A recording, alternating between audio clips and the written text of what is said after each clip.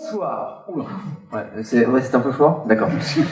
Bonsoir et bienvenue pour cette deuxième soirée du Forum Veritas après la soirée de mercredi dernier. Nous avons cette deuxième soirée du Forum Veritas organisée par les groupes bibliques universitaires.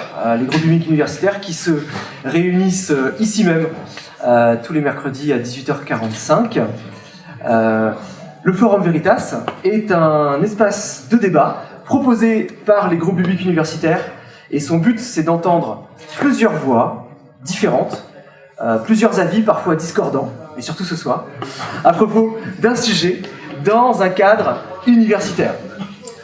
C'est pas la première fois qu'il y a un Forum Veritas, il y en a déjà eu une bonne vingtaine partout en France, avec des intervenants connus comme Bernard Kouchner, donc médecin, ancien ministre, Luc Ferry, philosophe, ancien ministre, Étienne Klein, physicien, Cécile Duflot, oui, et encore plein de philosophes aussi, des imams connus aussi, et donc voilà, plein de personnes. Et donc pour voir ou revoir les précédents Forum Veritas, vous pouvez aller sur la page YouTube de Forum Veritas France. Vous tapez Forum Veritas France sur YouTube et vous tombez sur cette excellente page avec plein de vidéos vraiment très intéressantes.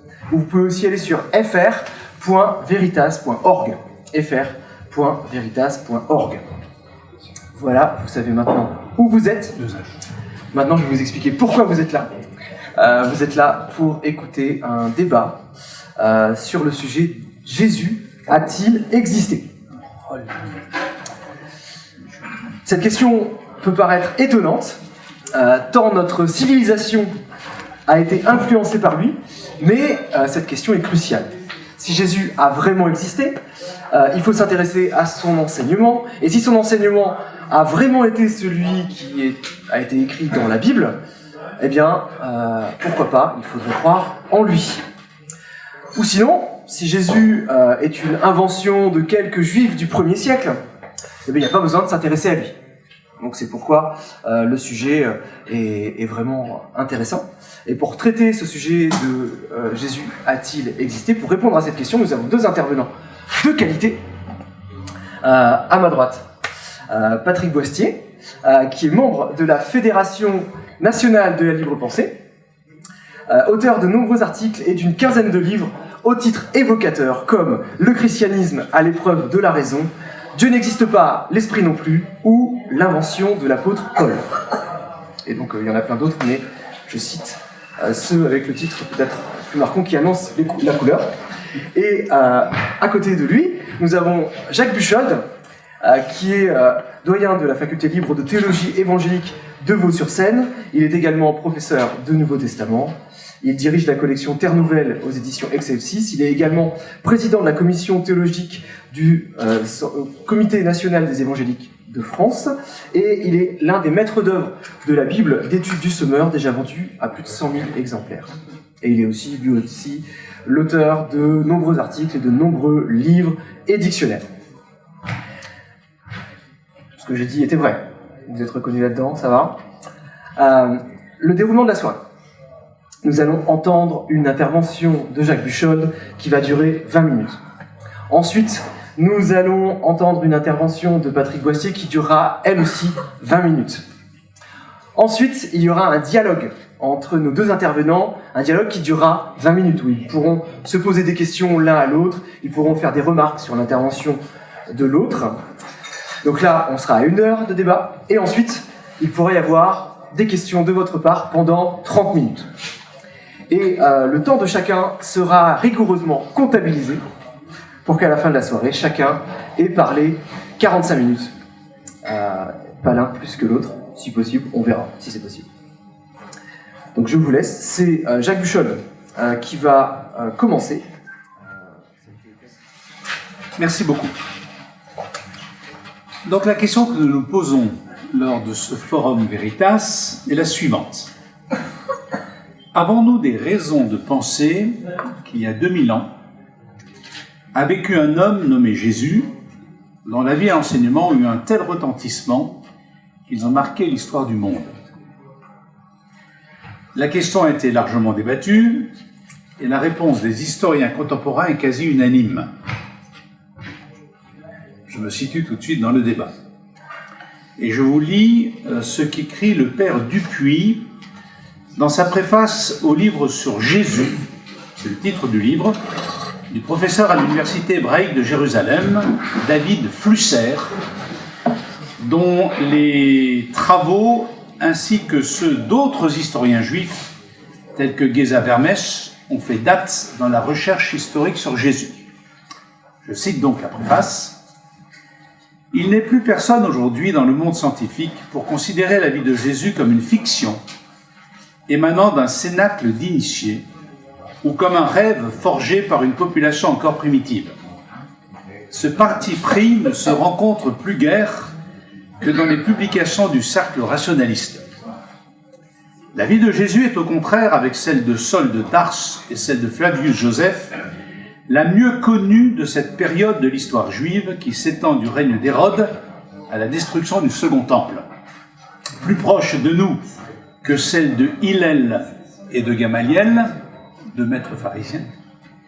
Ses contemporains, les plus riches en témoignages et en anecdotes que celle de Yohanan ben Zakkai et de Simon ben Gamaliel, de Gamaliel II et de Joshua ben Anania, tous maîtres de la tradition juive.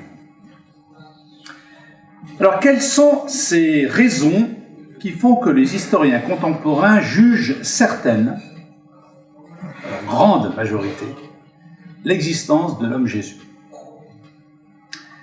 On pourrait qualifier la première raison de négative. L'existence de Jésus n'a jamais été contestée durant l'Antiquité par ceux-là même qui dénigraient son message et qui se sont opposés aux chrétiens.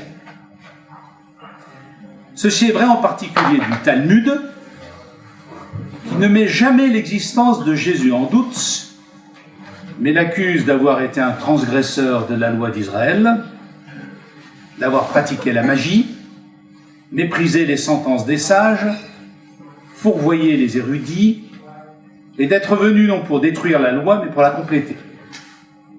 Il aurait été pendu, selon le Talmud, la veille de la Pâque, pour hérésie et tromperie, et ses disciples, dont 5 sont mentionnés nommément, auraient guéri les malades en son nom.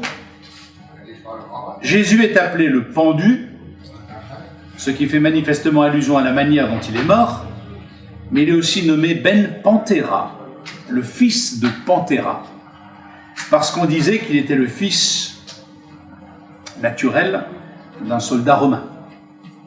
Or, ce nom, fils de Panthéra, pourrait être une déformation de l'expression grecque « fils de la Parthénos », qui signifie en grec « fils de la Vierge ». Ainsi, dans sa condamnation de Jésus, le Talmud ne nie jamais l'existence de Jésus. Ceci est aussi le cas des non-juifs, des païens. En particulier de Cels, qui en 178 a rédigé un ouvrage intitulé « Contre les chrétiens », qui nous a été transmis par la réfutation qu'en donne Origène lors de la première moitié du IIIe siècle, originaire étant un des premiers théologiens d'Église. Or, M. Boistier, dans votre ouvrage « Jésus, anatomie d'un mythe », page 10, vous citez Cels, je lis la citation, « Il n'y a rien au monde de si ridicule que la dispute des chrétiens et des juifs au sujet de Jésus. » C'est Cels qui parle. « Il n'y a rien de fondé dans ce débat où les deux parties conviennent que des prophètes, inspirés par un esprit divin, ont prédit la venue d'un sauveur du genre humain, mais ne s'entendent pas sur le point de savoir si le personnage annoncé est venu effectivement ou non. Et vous vous appuyez sur cette seule citation d'auteur de l'Antiquité pour affirmer que, et là je vous cite, la question de l'existence historique de Jésus-Christ ne date pas d'aujourd'hui, suggérant ainsi que cette question se posait déjà chez les auteurs des premiers siècles de notre ère. Or, dans le texte que vous citez, Cels ne met nullement en doute l'existence de Jésus. Mais il souligne que juifs et chrétiens ne s'accordent pas sur le fait que Jésus est le sauveur du genre humain, dont les prophètes, dit Seltz, auraient annoncé la venue. Louis Rougier, philosophe anti-chrétien s'il en est, proche des milieux de la nouvelle droite d'Alain de Benoît, écrivait en 1973 dans le bulletin des études renaniennes. Renan. Je le cite. « L'existence de Jésus n'a jamais été contestée dans l'Antiquité par ses adversaires. Et de ce fait, à ses yeux, ce fait rend à ses yeux, je le cite toujours, l'attitude des mythistes intenable. Mais il n'y a pas que cette raison négative qui, aux yeux des historiens contemporains, fonde leur certitude que Jésus a bien existé. Celle-ci s'appuie sur plusieurs raisons qu'on pourrait appeler positives. J'en mentionnerai 3, les 2 dernières très rapidement. Les témoignages externes à la tradition chrétienne, la valeur des témoignages évangéliques et les effets de la vie et de l'enseignement de Jésus sur ceux qui ont cru en lui. Certains font mine de s'étonner que les auteurs païens du 1er siècle ne mentionnent pas Jésus et sa condamnation par Pilate. Cependant, un tel silence est plus que compréhensible. Le ministère public de Jésus n'a duré que 2 ans et demi, et Jésus n'a pas représenté un danger réel pour Rome, en Palestine.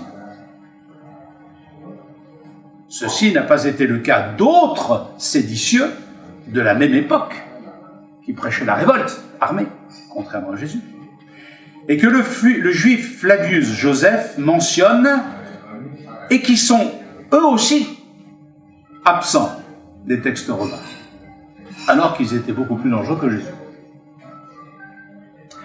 Parmi les auteurs païens du IIe siècle qui font allusion à Jésus, il faudrait mentionner Suétone, 69 à 112 à 122 après Jésus-Christ, dans sa vie de l'empereur Claude. Il faudrait mentionner la lettre de Pline le Jeune à l'empereur Trajan, en 111-113, et l'œuvre satirique de Lucien de Samosate, qui date environ de 115 à 120 après Jésus-Christ, bien sûr, qui s'appelle La mort de Péregrinus, et dans laquelle il décrit la vie d'un converti au christianisme qui devient apostat. Alors, comme je l'ai dit plus haut, aucun de ces 3 auteurs du IIe siècle, païens, ne met en doute l'existence de Jésus. Mais par manque de temps, je me contenterai de dire 2 mots de Tacite, un auteur latin qui a vécu de 55 à 120 environ.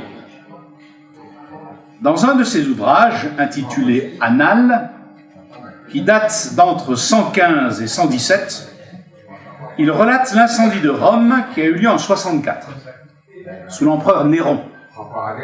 Or, précise Tacite, la population de Rome soupçonnait Néron d'avoir lui-même mis le feu au quartier insalubre de la ville, et Tacite écrit, je vous le cite, « Pour dissiper cette rumeur, Néron substitua les accusés et frappa de peines les plus raffinées ces gens odieux en raison de leur infamie que le vulgaire appelait chrétiens.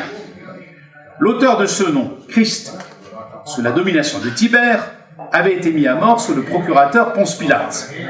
Et cette détestable superstition, qui avait été étouffée sur le moment, éclatait de nouveau, non seulement à travers la Judée, point de départ de ce fléau, mais à travers Rome, où affluent et se propagent de tous côtés les abominations et les ignominies. Certains ont mis en doute l'authenticité de ce texte. Mais comme l'écrit John Mayer, dans le premier volume d'une œuvre imposante en 5 volumes de quelques milliers de pages, intitulée « Un certain juif Jésus, les données de l'histoire », je cite John Mayer, voilà ce qu'il dit à propos de Tacite. Malgré quelques vagues tentatives destinées à montrer qu'on a là une interpolation chrétienne dans le texte de Tacite, le passage est de toute évidence authentique. Non seulement on le retrouve dans tous les manuscrits des Annales, Mais la tonalité très anti-chrétienne du texte rend pratiquement impossible une origine chrétienne. En fait, dans sa vision pessimiste de l'histoire romaine, Tacite voit les chrétiens seulement comme un signe de plus du déclin de Rome, cité qui évolue d'un état d'intégrité et de vertu vers la corruption et la décadence. Alors c'est durant cette persécution contre les chrétiens de Rome que les apôtres Paul et Pierre ont perdu la vie. Certains croyants attachés à des poteaux ont même servi de torches pour illuminer la ville, nous rapporte Tacite. En ce qui concerne notre sujet, il est intéressant de relever les informations que Tacite connaît au sujet de Jésus. Il fixe l'époque de la mort du Christ sous l'empereur Tibère et alors que Pilate était gouverneur. L'exécution de Jésus est due à une décision du pouvoir romain en Judée, dit Tacite. Elle a brièvement étouffé le mouvement du Christ, mais celui-ci n'a cessé de se propager depuis lors, écrit-il. Alors de qui Tacite, sénateur romain et ancien proconsul d'Asie, tenait-il ces informations? A-t-il eu accès à des archives? On ne le sait pas. Le fait qu'il nomme Pilate procurateur et non préfet, ce qui était le titre officiel de Pilate, révèle aux yeux de certains, en tout cas, une certaine imprécision. Mais celle-ci est explicable à cause de la fusion des deux offices de préfet et de procurateur par la suite. Flavius Joseph est l'auteur juif le plus important pour notre sujet. C'est un quasi-contemporain de Jésus. Il est né en 37 plutôt, dans une famille sacerdotale de Jérusalem, apparentée aux Asmonéens, les Maccabées, qui ont régné durant près d'un siècle sur Jérusalem. Suite à la guerre juive de 66 à 70, à laquelle Joseph a pris part dans le camp juif et qui aboutit à la destruction de Jérusalem, Joseph se retrouve à Rome, de manière assez providentielle. Il aura l'empereur pour protecteur et prendra son nom de famille, Flavius, ou le nom Flavius Joseph. Il demeurera à Rome jusqu'à sa mort aux environs de l'an 100. À Rome, Flavius Joseph rédige plusieurs ouvrages, dont en 93 ou 94, les Antiquités judaïques, qui étaient destinés à faire connaître l'histoire juive à son environnement gréco-romain. Or, dans ce livre, Joseph mentionne de nombreux personnages qu'on retrouve dans les évangiles. Hérode le Grand, Hérode Antipas, Hérodiade, Quirinius, Pilate, mais aussi Jean-Baptiste et surtout Jésus à 2 reprises. La première mention de Jésus se trouve dans ce qu'on appelle le Testimonium Flavianum, traduit le témoignage de Flavius, et certains en contestent l'authenticité, mais de nos jours, la majorité des historiens le jugent en partie ou pour l'essentiel authentique. Mais la plupart reconnaissent qu'il contient des interpolations d'influence chrétienne. Alors voici donc le texte tel qu'il se présente dans la version grecque des Antiquités judaïques. Je mentionne les quelques interpolations qui pourraient exister. Je le lis, c'est étonnant. À cette époque vécut Jésus, un homme exceptionnel. S'il faut toutefois l'appeler un homme, certains y voient une interpolation, c'est-à-dire un ajout chrétien. Ce n'est pas sûr, parce que parfois Joseph dit « Ah oui, mais sa valeur est de qualité divine » dans d'autres textes. Donc s'il faut toutefois l'appeler un homme, car il accomplissait des choses prodigieuses. Maître de gens qui étaient tout disposés à faire bon accueil aux doctrines de bonne loi, il se gagna beaucoup de monde parmi les Juifs et jusque parmi les Hellènes. C'était le Christ, comme ça qu'on le nommait. Lorsque, sur la dénonciation de nos notables, Pilate le condamnait à la croix, ceux qui lui avaient donné leur affection au début ne cessèrent pas de l'aimer, parce qu'il leur était apparu le 3e jour de nouveau vivant, comme les divins prophètes l'avaient déclaré, ainsi que 1000 autres merveilles à son sujet. Est-ce une interpolation? Ou est-ce Joseph qui dit ce que les chrétiens disent de Jésus, du Christ? De nos jours encore, ne s'est pas tari la lignée de ceux qu'à cause de lui, puisqu'il s'appelait Christ, on appelle chrétiens. Voilà ce que dit Joseph, un juif qui a presque vécu à l'époque de Jésus. quelles que soient les reconstructions du Testimonium Flavianum que l'on peut proposer, en y voyant plus ou moins d'interpolation chrétienne. Celui-ci ne peut tout bonnement être évacué du texte de Joseph. En effet, 2 chapitres plus loin, Joseph parle de la mort de Jacques, le responsable de l'église de Jérusalem. Et voilà ce qu'il écrit. Avec un tel caractère, Anne, c'est-à-dire le grand prêtre de l'époque, estima qu'il y avait une occasion propice à saisir du fait que Festus, le gouverneur romain, était mort et qu'Albinus, le nouveau gouverneur romain, était encore en voyage. Il convoqua les juges du Sanhédrin et traduisit devant eux le frère de Jésus, appelé Christ. Son nom était Jacques. Et quelques autres. Il les accusa d'avoir transgressé la loi et les livra pour qu'ils soient lapidés. Une telle manière de définir l'identité de Jacques, responsable de l'église de Jérusalem. Joseph écrit « le frère de Jésus appelé Christ » est très étonnante pour un auteur juif, non chrétien. Et ne peut se comprendre que si ce Jésus appelé Christ a été présenté dans les chapitres précédents. Or, c'est ce que Flavius Joseph fait dans son Testimonium. Seul texte nous parlant de Jésus auparavant, dans toute son œuvre. Ainsi, l'existence de Jésus n'a jamais été contestée du temps de l'Antiquité, ni par des auteurs païens, ni par des auteurs juifs. Au contraire, quand ceux-ci le mentionnent, ils le font toujours en prenant son existence comme un fait et en donnant plusieurs renseignements qui s'accordent avec les données des évangiles. Arrêtons-nous donc, pour finir, au témoignage des évangiles. Rapidement. Ceux-ci ont été rédigés entre 60 et 85. Le premier manuscrit des évangiles qui est en notre possession est un manuscrit de l'évangile de Jean, l'évangile Rylands, qui date de 125 après Jésus-Christ. De même pas 50 ans après sa rédaction. Les évangiles sont le fruit d'un travail rigoureux, regroupant, pour prendre le cas de l'évangile de Luc, témoignages oculaires, enquêtes sur le terrain et emploi de sources préexistantes. Je lis l'introduction de l'évangile de Luc. Plusieurs personnes ont entrepris de composer un récit des événements qui se sont passés parmi nous, d'après les rapports de ceux qui en ont été les témoins oculaires depuis le début et qui sont devenus des serviteurs de la parole. Il y a des sources, des témoins oculaires. J'ai donc décidé à mon tour de m'informer soigneusement, enquête soigneuse, sur tout ce qui est arrivé depuis le commencement et de te l'exposer par écrit de manière suivie, très honorable Théophile. Ainsi, tu pourras reconnaître l'entière véracité des enseignements que tu as reçus.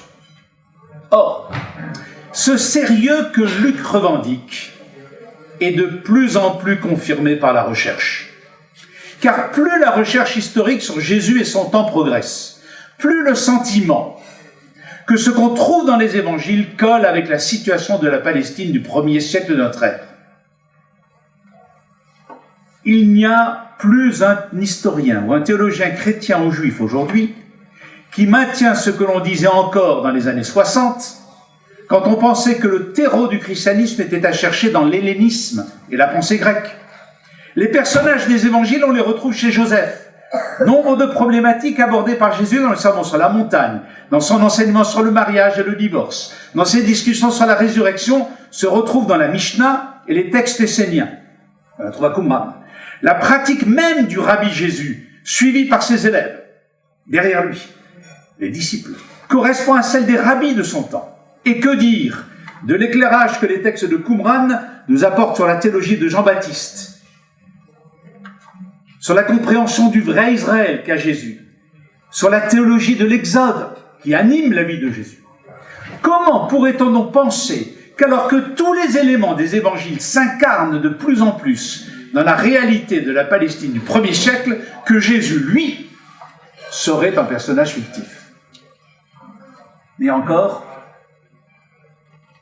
n'oublions pas que ceux qui ont donné leur vie pour ce Jésus, que l'on voudrait fictif, Étienne, dès l'an 30 ou 31, Pierre, Paul, en 64 ou 67, ont été, pour beaucoup d'entre eux, les témoins de la vie de Jésus. Alors, je finirai par cette citation de Pierre Gioltrin, décédé en 2004. Ancien, très loin des positions que personnellement je défendrais sur même la vie de Jésus. Ancien directeur d'études à la section des sciences religieuses de l'école pratique de hautes études à Paris, donc section de la Sorbonne. Voilà ce qu'il écrivait. Nul n'oserait plus de nos jours écrire une vie de Jésus comme celles qui virent le jour au XIXe siècle. L'imagination suppléait alors au silence des sources. On faisait appel à une psychologie de Jésus qui était le plus souvent celle de l'auteur. L'ouvrage d'Albert Schweitzer sur l'histoire des vies de Jésus a mis un terme à ce genre de projet. Quant à l'entreprise inverse, quant aux thèses des mythologues qui, devant les difficultés rencontrées par l'historien, ont pensé les résoudre toutes en expliquant les évangiles comme un mythe solaire ou un drame sacré, purement symbolique, elles ne résistent pas à l'analyse. L'étude des évangiles permet de dire non seulement que Jésus a existé, mais encore bien plus. Je m'arrêterai là.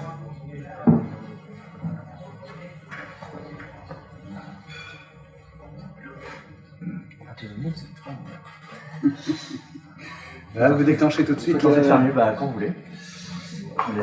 Bravo, monsieur le théologien Buchold, pour cette causerie, je dirais magistrale.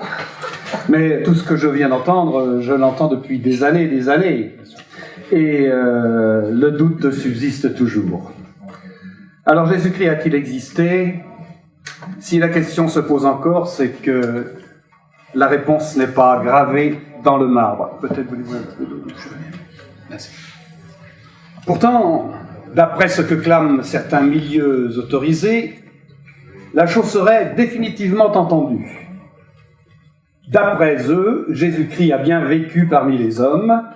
Seuls les fous et les ignorants osent contester ce qui est maintenant établi comme un fait historique. Formidable nouvelle, mais une telle assertion émise par des sommités ne peut être gratuite. Elle implique nécessairement la détention d'une preuve irréfutable. Quelle est cette preuve? Où la trouve-t-on? Car enfin, nous connaissons le répertoire. Les plus anciens exemplaires des évangiles canoniques sont d'une époque ultérieure à celle de leurs prétendus auteurs. Vous avez parlé tout à l'heure d'un évangile qui daterait de 225. En fait, ça n'est pas un évangile, c'est un extrait d'évangile. C'est un fragment. Hein. Or, le fragment n'est pas assez gros pour qu'on puisse l'analyser au carbone 14. Les plus anciens exemplaires canoniques sont le Sinaiticus et le Vaticanus, qui, d'après l'Église de Rome, qui a toujours tendance à vieillir les choses, les dates du IVe siècle de notre ère. Les plus anciens monuments attestant la présence du christianisme dans l'histoire ne sont pas antérieurs au IVe siècle. Les saintes reliques datent au plus tôt du Ve siècle. Par exemple, la plus ancienne mention de la couronne d'épines ne remonte qu'au VIe siècle. Quant aux textes profanes, Tacite, Stéphane, etc., relatifs à Jésus ou aux chrétiens, ils se lisent sur des copies qui, pour les plus anciennes, sont du 7e siècle. Vous avez parlé de Tacite, c'est Tacite ou Suétone qui a écrit ce qu'on appelle le Medicius Major, et il est du 7e siècle. Rien dans tout cela qui ne soit décisif, rien qui ne puisse emporter l'adhésion. Alors, où est-elle cette preuve inouïe de l'existence de Jésus? En Palestine, rétorque-t-on. Des archéologues ont découvert, près de l'actuel Nazareth, un bourg qui, soit dit en passant, n'est pas mentionné dans la toponymie antique. Des archéologues, donc, ont découvert une maison du 1er siècle de notre ère. Leur sentence est immédiate, c'est celle où Jésus a vécu. D'autres chercheurs, ignorant sans doute le récit de l'Ascension, exhibent un os de pied humain perforé par un clou. C'est le reste du crucifié, affirme-t-il. Certes, mais quel crucifié? Car l'Antiquité juive en a connu des milliers. notamment pendant le siège de Jérusalem en l'an 70, si l'on en croit Flavius Joseph. Je le dis comme je le pense, ces pseudo-preuves sont pour moi des insanités. Autant proclamer avec Charles Guignebert, sur le ton de l'ironie, « Jésus a existé, j'ai vu le lac ». Pour le moment, vous comprendrez donc que mon scepticisme n'est pas entamé. Dès lors, l'exercice de la raison me conduit à ce résultat provisoire. À ce jour, nous ne détenons aucune preuve incontestable de l'existence historique de Jésus-Christ. Par voie de conséquence, il se pourrait donc que ce personnage ne soit qu'un mythe. C'est une hypothèse à envisager. Les classiques protestent et m'interrogent. À supposer que Jésus-Christ n'ait pas existé, disent-ils, comment expliquez-vous l'existence du christianisme? Cette religion existe. C'est un fait que vous ne pouvez nier.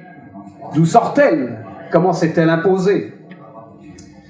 Avant de vous livrer ce qui n'est qu'un postulat, qu'une proposition d'explication, rappelons-nous d'abord que les évangiles font naître Jésus en Judée, le font grandir en Galilée, ensuite ils le font évoluer dans toute la Palestine où il s'efforce d'enseigner sa doctrine. Ses premiers disciples sont des Juifs, l'Église primitive voit le jour à Jérusalem, et c'est à partir de Jérusalem que la bonne nouvelle est diffusée dans le monde entier. En outre, le christianisme se réclame explicitement de l'Ancien Testament, puisque dans Matthieu 5, 17, 18, Jésus dit en substance qu'il n'est pas venu pour abolir la loi juive, mais pour l'accomplir. D'où l'expression judéo-christianisme. On nous parle alors de l'irrésistible expansion de la chrétienté, malgré les interdits et les persécutions impériales. On nous évoque les martyrs, dont le courage et la résistance au mal défient les limites de la condition humaine. On se réclame de multiples apologies, présentées comme des écrits du IIe et du IIIe siècle, placés sous des noms qui, en fait, ne sont que les pseudonymes d'auteurs du IVe et du Ve siècle. Entre autres faux personnages, citons Justin Martyr. Justin Martyr, dont les textes sont une mosaïque d'auteurs plus récents. Citons Tertullien, Irénée, Origène, Hippolyte, etc., dont les prétendus écrits contiennent des dogmes postérieurs à leur époque. Je dois le dire franchement et aussi tristement, à mes yeux, tout ceci n'est que subterfuge. Par ailleurs, je veux bien admettre que les évangiles suscitent une forte émotion qui touche les hommes et les femmes de bonne volonté, et même qu'ils suscitent chez certains et certaines une sorte d'exaltation mystique. Mais pour autant, ces évangiles sont-ils véridiques? N'oublions pas que tout ceci se trouve consigné dans des livres écrits de main d'hommes. Ces livres sont-ils en conformité avec la vérité historique? Rapportent-ils l'histoire avec un grand H ou racontent-ils des histoires? Tout homme conséquent est en droit de se poser la question. Or, indépendamment des nombreuses contradictions qui émaillent les évangiles et indépendamment des interpolations qu'on y trouve, entre autres le fameux Tue Petrus, il faut bien reconnaître que les données de l'histoire ne sont pas aussi affirmatives que celles de la tradition ecclésiastique. L'histoire du christianisme, telle que je la conçois, se développe en plusieurs étapes. La première étape commence à la fin du IIIe siècle de notre ère. Depuis l'an 274, le culte officiel de l'Empire romain était celui de Sol Invictus, le soleil invincible, inauguré par l'empereur Aurélien. Ce Sol Invictus était une sorte de syncrétisme de toutes les religions sotériologiques venues d'Orient, celles d'Osiris, d'Adonis, d'Atis, de Mitra, etc. Tous ces dieux étaient considérés comme autant d'allégories du soleil. Et c'est vers le soleil que, vers la fin du IIIe siècle, se tournaient toutes les dévotions. Pourtant, bien des siècles plus tôt, un certain Platon avait imaginé une cosmologie qui plaçait le Créateur hors du monde. Pour Platon, le créateur était un démiurge, un dieu ouvrier, qui, étant bon, souhaitait que, je cite, « toutes choses fussent bonnes », et qui avait organisé le monde à partir de 4 éléments, l'air, le feu, la terre et l'eau. Pour Platon, le soleil n'était qu'une créature. 6 siècles plus tard, sous l'influence de la pensée orientale, le soleil avait obtenu le statut de divinité suprême avec Sol Invictus. Mais, deuxième étape, en même temps que s'installait à Rome et dans l'Empire le culte de Sol Invictus, les stoïciens, c'est-à-dire les philosophes de l'époque, qui se souvenaient de Platon, adaptèrent l'ancien platonisme à la religion solaire de l'empereur Aurélien. Leurs spéculations aboutirent à l'idée que le soleil lui-même dépendait d'un dieu supérieur qui ne se montre pas, un dieu supracéleste échappant au regard des hommes. Ce dieu fut d'abord imaginé de manière anthropomorphe, une sorte d'homme immense dont le souffle, constitué d'air et de feu, principe actif, avait en quelque sorte fécondé l'eau et la terre, principe passif. C'est ce que disaient les stoïciens. Vers 360, troisième étape, on s'avisa que l'anthropomorphisme divin était par trop réducteur. On le remplaça par l'idée néoplatonicienne d'un Dieu indescriptible, d'un Dieu unique, à propos duquel on ne peut rien dire, sinon qu'il est le principe éternel de tout ce qui existe. En d'autres termes, le tout viendrait de l'un par processus de débordement, si j'ose dire comme une casserole de lait sur du feu. Avec cette particularité que la nature parfaite de l'un se dégrade au fur et à mesure de son éloignement pour aboutir à la matière. En renfort de cette thèse, permettez-moi de citer un passage de Maxime de Mador, un auteur païen, qui vers 390 écrivait, je cite, « Il n'existe qu'un Dieu suprême et unique, sans commencement et sans descendance, dont nous invoquons sous des vocables divers les énergies répandues dans le monde, parce que nous ignorons son nom véritable et, en adressant nos supplications séparément à ses divers membres, nous entendons l'honorer tout entier. Grâce à l'intermédiaire des dieux subalternes, ce Père, commun et d'eux-mêmes et de tous les mortels, est honoré de 1000 manières par les humains qui restent ainsi d'accord dans leur désaccord. » Fin de citation. Comment appeler ce Dieu ? Pour répondre à cette question, un préalable s'impose. Ceux qui veulent étudier objectivement l'histoire du christianisme doivent faire le distinguo entre christianisme et judéo-christianisme. Pour cette simple raison que le christianisme gréco-romain existait avant le judéo-christianisme. En effet, contrairement à ce que dit l'Église, le mot « Christ » ne veut pas dire « loin ». Le latin « Christus » dérive, par iotacisme, du grec « Christos », qui veut dire « bon ». Vérifié dans le dictionnaire grec-français, le Bailly. Donc, vers la fin du IIIe siècle, plus sûrement au début du IVe siècle, être chrétien, c'était croire au Dieu bon, au Christ, et ce Christ n'avait rien à voir avec la Judée. C'était le démiurge de Platon, revu et corrigé par les stoïciens. Un Dieu éternel, invisible, supracéleste, anonyme, un Dieu qu'on ne peut désigner que par des épithètes, comme le bon, mais aussi le très haut, ipsistos en grec. Un Dieu dont l'épiphanie la plus pure, la plus éclatante, était le soleil bienfaisant, source de vie et de douceur. C'est assez, me semble-t-il, pour dire que le christianisme des origines était une sorte de panthéisme cosmique, inspiré du platonisme et du stoïcisme, un christianisme païen, dont la catéchèse était la recherche des vertus philosophiques permettant de ressembler au Dieu bon afin de réintégrer son sein après la mort. Pour autant, qu'advint-il des dieux sauveurs du siècle précédent ? Adonis, etc. Ils disparurent progressivement de la circulation, mais l'un d'eux, Mitra, fit de la résistance. Ce fut sous l'influence de textes attribués à Zoroastre que le mithriacisme se répandit dans l'Empire. Mithra fut assimilé au logos des stoïciens, compris comme intermédiaire entre le Dieu parfait et la matière imparfaite. Un logos personnalisé et intégré à l'histoire.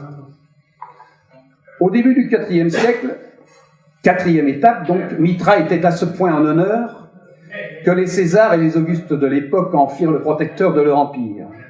C'est ainsi que le christianisme gréco-romain des origines se déclina en un christianisme mitriaque, un christianisme ayant Mithra pour Dieu sauveur.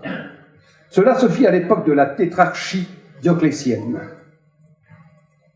Puis, sous le règne de Constantin Ier, est apparu un christianisme ayant Josué pour héros principal. Le célèbre Josué, guide des Israélites et conquérant de la terre promise. Ce Josué fut à son tour considéré comme le Logos. Là encore, le succès vint de la publication d'un livre qu'on appelle aujourd'hui l'Ancien Testament, car, j'ose le dire, Constantin ne connaissait pas le Jésus des Évangiles, pour cause ceci n'était pas encore écrit.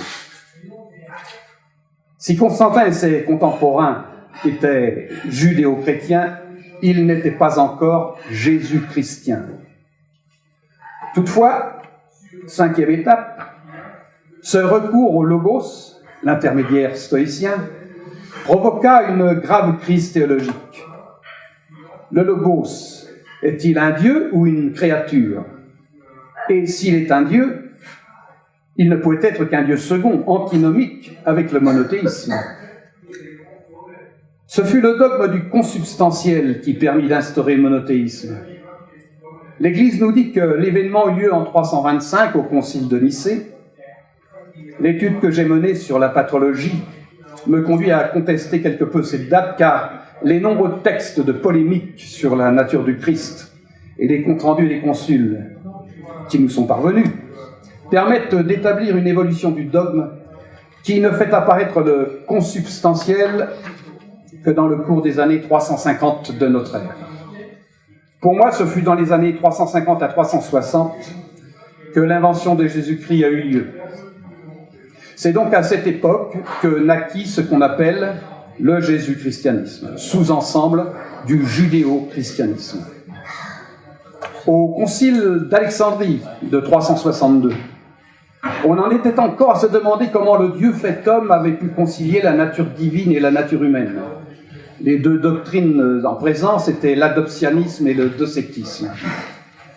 La question fut résolue par l'apparition d'une troisième doctrine qui, vers 380, l'emporta sur les deux autres, le parthénogénésisme, c'est-à-dire l'incarnation du Fils de Dieu, le Père, dans le ventre d'une vierge, par insémination de l'Esprit Saint.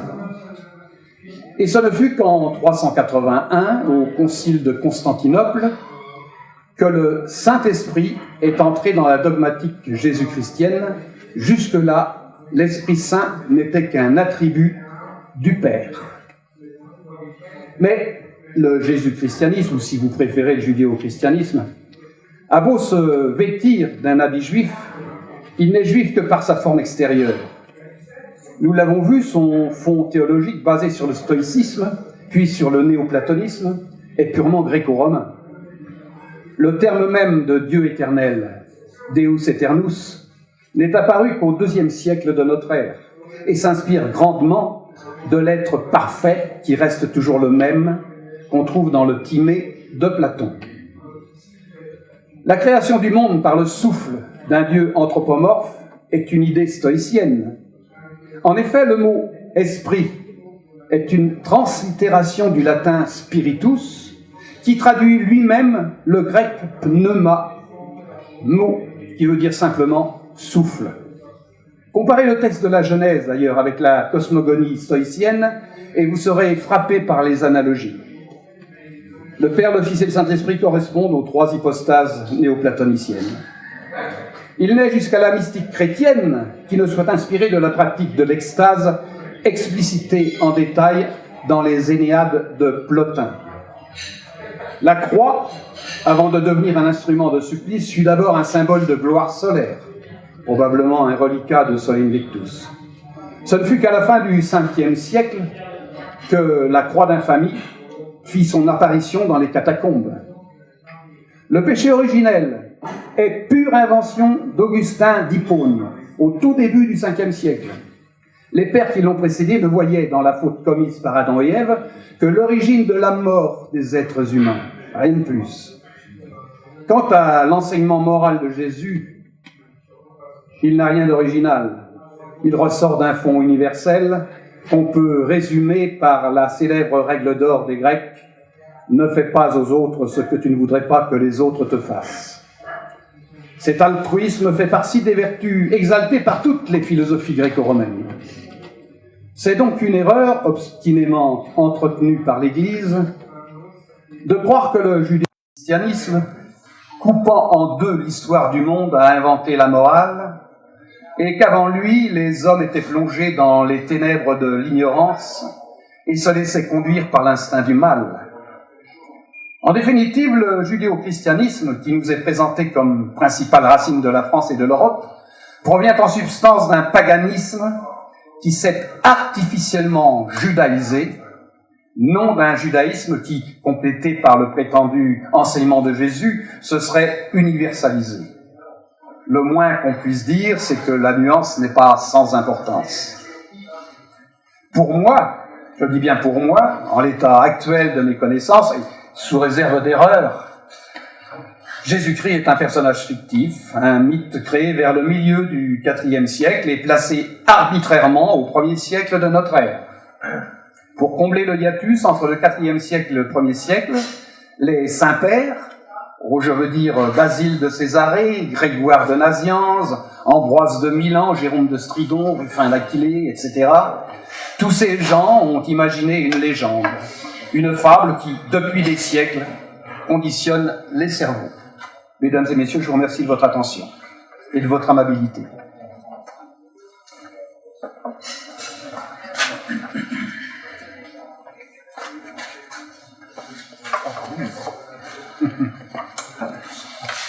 Merci beaucoup.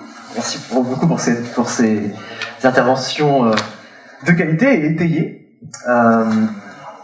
Vous allez pouvoir maintenant converser, répliquer ce que vous avez dit. Vous pouvez vous poser des questions. Ou peut-être que Jacques Luchol peut peut-être répondre à 2-3 choses de Patrick Bostier pour commencer. Puis j'imagine après qu'il y aura une conversation qui va s'instaurer. Voilà. En toute courtoisie et amabilité, bien sûr. Bien sûr. De toute façon, le principe, c'est que justement, on débat avec des arguments, mais c'est en toute courtoisie. On peut ne pas être d'accord et beaucoup s'aimer. Exactement. Donc voilà. Après, vous ferez un bisou, peut-être. On verra. Oh, ben, On verra.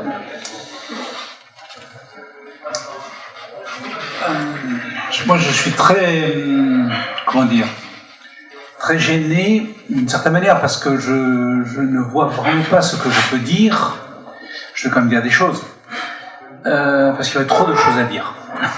Si je voulais entrer dans le détail sur, je suis professeur de grec, sur votre étymologie de Christ, non, Chrisma, l'onction, enfin je regrette, il y a toute la racine en grec, Christos, oui, Christos existe, c'est bon, d'ailleurs Suétone se trompe, il donne le nom Christos à Christus, mais je pense que c'est pas la même chose. Mais bon, je ne vais pas entrer dans le détail des discussions, parce que je crois que ce serait pas très juste. J'aimerais souligner quelques points que j'aimerais relever. Premièrement, je vois que tout votre discours, avec lequel je suis bien sûr pas d'accord, s'appuie sur une sorte de philosophie du complotisme. Alors, je pourrais prendre page 14-15 de votre livre, je reprends ce que vous avez dit. C'est l'Église qui a tout trafiqué. Dès qu'on a un texte chez des auteurs païens, même un texte qui a des relents antichrétiens très forts, comme chez Tacite ou autre part, c'est l'Église, bien sûr, qui a bidouillé la chose, et ce sont des interpolations chrétiennes. Même chez Flavius Joseph, oui, c'est bien sûr, non, il n'y a rien de vrai dans le Testimonium Flavianum, ça n'a rien d'historique, oui, il faut le supprimer. Ça ne peut être que l'Église qui a fait ça par la suite. Et là, j'ai 2 pages d'auteurs, de textes que vous éliminez, même dans les annales il y a quelques chapitres des annales de Tacite qui ont disparu. Bon, vous dites, c'est parce que certainement Tacite devait parler de choses qui gênaient l'Église, on a supprimé le texte. Je pourrais vous citer les mots. Donc, je découvre dans votre discours toute une philosophie du complotisme que aucun historien aujourd'hui ne suivra. Et alors, ça m'amène à une deuxième remarque. C'est un révisionnisme. Je trouve que toute votre reconstruction de l'histoire du christianisme, c'est un superbe révisionnisme. Alors, c'est très brillant. C'est très brillant. Il y a des choses dans ce que vous avez dit que je connais, il y en a d'autres où j'aurais besoin de vérifier certaines choses, sur la philosophie grecque. Mais bon, c'est un superbe révisionnisme où on refait l'histoire, après coup, une fois qu'on a supprimé tous les éléments qui vont à l'encontre de l'histoire que l'on rejette, qui iraient dans le sens de l'histoire que l'on rejette. Oui, bon. Alors, vous me dites, le Jésus des évangiles, ça date des années du IVe siècle. Bah oui, mais les évangiles, non, je regrette. Les évangiles, c'est l'évangile du 1er siècle. Et l'on parle de Jésus. Et lorsque dans votre livre, vous datez l'évangile de Jean de 170, et que vous dites que l'évangile de Jean se construit à partir d'idées martionniques, le Marcion, qui rejetait l'Ancien Testament, c'est inacceptable. C'est pas possible. L'évangile de Jean a été écrit vers l'an 80. Les évangiles ne datent pas du 3e ou du 4e siècle. Et quand vous dites que le seul petit manuscrit que l'on a est de 125, ce n'est pas vrai. Nous avons au moins une vingtaine de manuscrits qui datent du 2e, 3e siècle. Alors, il n'y a pas tout le Nouveau Testament. Alors, on va dire, théorie du complot, les dates sont fausses, carbone 14 c'est faux, vous le dites dans votre livre. Je veux bien, mais c'est du complotisme. Ça ne tient pas. Alors, je finis juste ça, parce que bon, je vais vous laisser répondre. Il y a une chose qui me frappe alors dans ce que vous dites.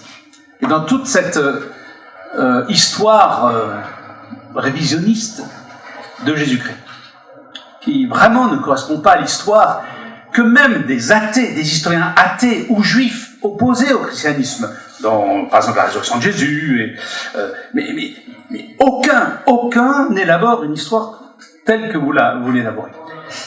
Ce que j'aimerais dire, c'est que vous ne parlez pas du tout de l'Ancien Testament. Et le monothéisme, mais c'est dans l'Ancien Testament. La morale de Jésus, c'est dans l'Ancien Testament. On n'arrive pas à Jésus-Christ à partir d'un vide.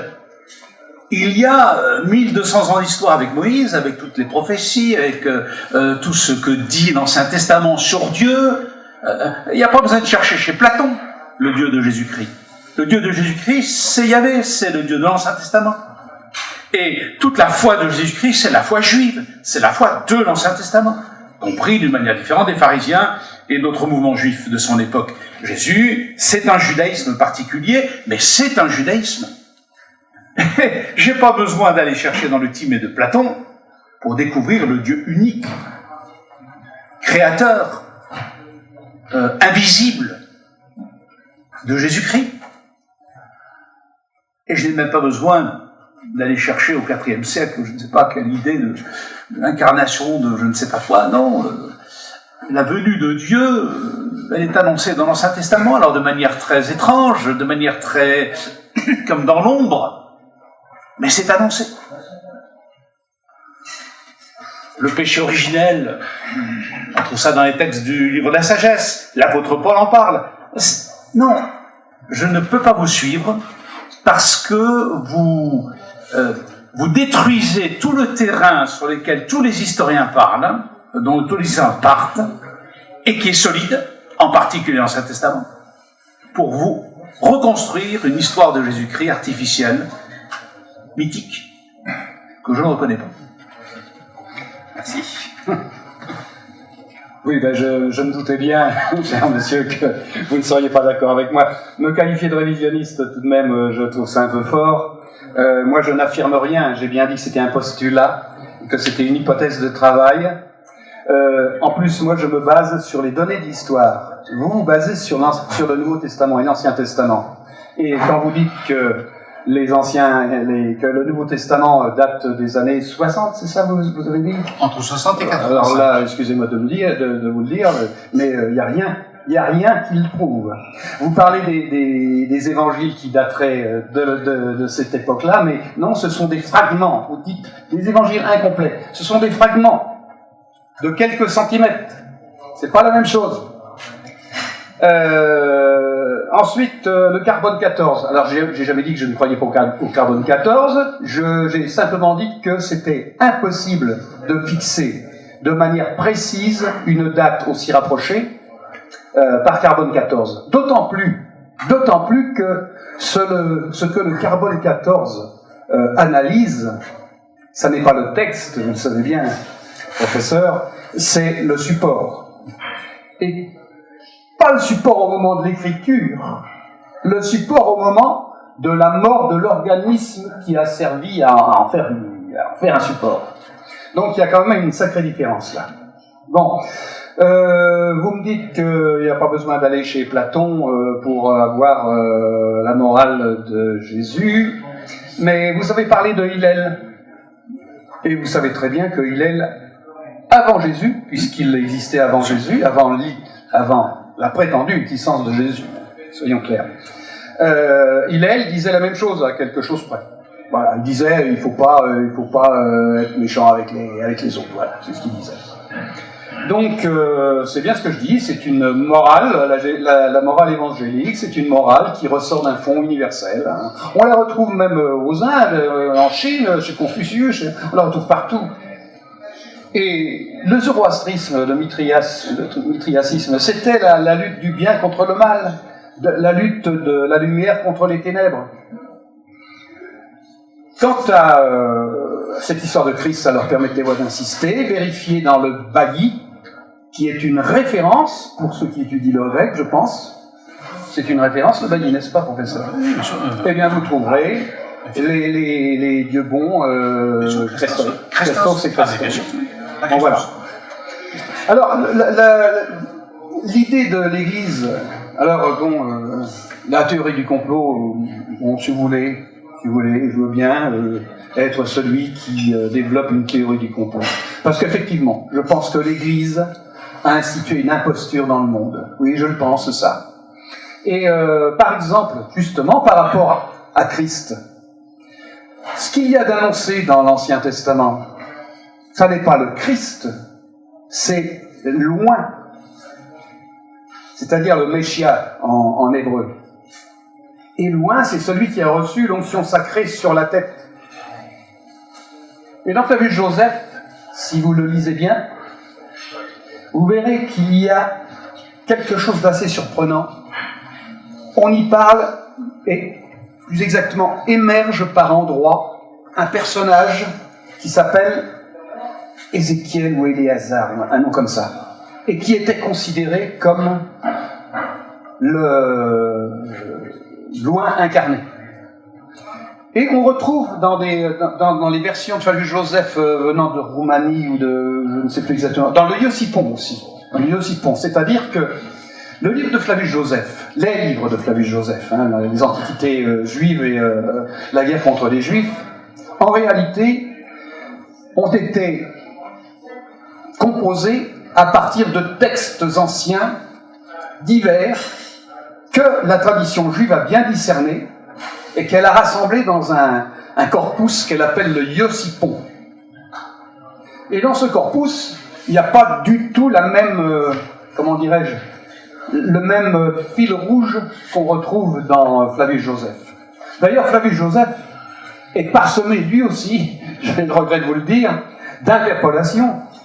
Et le testanium de Flavius, là, le testament de Flavius, le témoignage de Flavius, est certainement une interpolation, parce que quand vous lisez le texte, on y parle de l'intervention d'une guerre de Pilate contre les Samaritains, voilà. Puis d'un seul coup, ce petit passage-là de quelques lignes détruit la logique du texte. Et quand on a passé ce passage, eh bien, la logique reprend. Et c'est en permanence, vous verrez souvent, en permanence, une façon de parler bien sûr, mais vous verrez souvent dans les textes de Flavius Joseph ce genre de choses, d'interpolation, c'est-à-dire de morceaux rajoutés ultérieurement et qui brisent la logique du texte. Et ça, quand on est habitué, ça saute à l'œil, quoi. Donc, l'Ancien Testament, les Juifs attendaient loin. Et loin, ça se dit méché en juif, et soi-disant que ça s'est traduit par Christ en latin. Alors là, je voudrais bien qu'on m'explique comment, parce que c'est pas du tout onction en latin, ça veut pas dire, ça se dit pas de la même façon. Excusez-moi, je ne me souviens plus du terme, mais vous vérifierez, je vous fais confiance là-dessus, vous verrez que c'est pas la même chose. Et donc, c'est une façon de faire. L'Église a pris l'Ancien Testament pour montrer que le Christ attendu était bien celui de l'Ancien Testament. Mais en réalité, c'est très récent, ça date du 4e, 5e siècle. Cels, vous parlez de Cels. Alors, il faut savoir lequel. Parce que moi, le Cels que j'ai lu, c'est pas celui dont vous parlez. Pour moi, c'est le néoplatonicien qui était ami de l'empereur, de l'empereur Julien. C'était un néoplatonicien. De quoi pourrais-je parler encore? Celle qui a écrit contre les chrétiens en 178, c'est ça, hein? Donc pour moi, c'est transmis par Origène. Et Origène, je l'ai bien dit, Origène, pour moi, c'est un personnage mythique, c'est-à-dire un gars dont les écrits ont été signés par Origène, mais qui en réalité date du IVe siècle. C'est Grégoire de Nazianze et son ami Basile de Césarée qui ont écrit tout ça. Et d'ailleurs, si Origène avait vécu véritablement, comment se fait-il que lui, qui prétendait que le Fils, le Logos, le Verbe, était de nature divine et était éternel comme le Père, c'est bien ce qu'il dit Origène. Comment se fait-il qu'en 325, Origène, qui vivait aux environs de 190-250 à peu près, hein, il est mort aux environs de 250, Origène, d'après la tradition. Comment se fait-il que le concile de Nicée, à aucun moment, alors que les pères, les conciliaires étaient dans l'embarras pour décider de la nature du Logos, comment se fait-il qu'ils n'ont jamais se sont jamais recommandés de l'œuvre d'Origène? Tout simplement parce que Origène a été écrit après. Donc voilà. Que pourrais-je dire d'autre? Bon, pour le moment, c'est à peu près tout ce que je vois, cher monsieur. Vous pouvez choisir Origène, Hillel, Christos. C'est vous qui voyez. Oui, il y aurait tellement de choses à dire. Bon, pour Christos, alors, d'où vient le mot Christ? Le mot Christos, c'est pas Christos. Christos. Et le grec a Christos. Alors, ça vient de donc c'est Mashiach, donc c'est le mot qui est utilisé dans l'Ancien Testament pour parler de loin, et cet Ancien Testament a été traduit à Alexandrie à partir du IIe siècle avant Jésus-Christ en grec. Et dans la Septante, le grec utilise le terme Christos krema, c'est la l'onction et le loin, pour parler de celui qui doit venir. La Septante, peut-être qu'il faut... Alors la Septante, c'est le nom que l'on donne à la traduction grecque de l'Ancien Testament qui a été écrit en hébreu et qui a été fait à Alexandrie à partir de 200 avant Jésus-Christ.